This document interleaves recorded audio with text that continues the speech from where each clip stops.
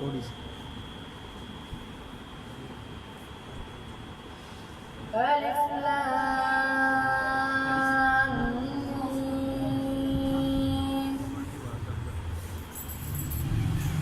الله لا إله إلا هو الحي القيوم نزل عليك الكتاب بالحق مصدقا لما بين يديه وأنزل التوراة والإنجيل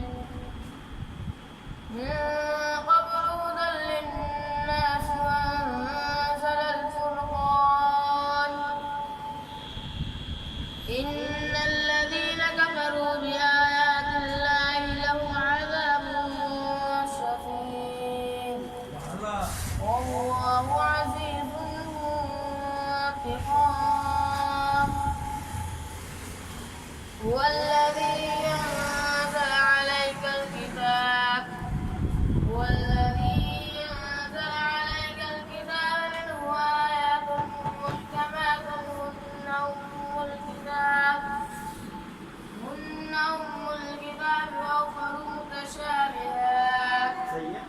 فأما الذين في قلوبهم زيغ فيتبعون ما تشابه منه ابتغاء وجه ربه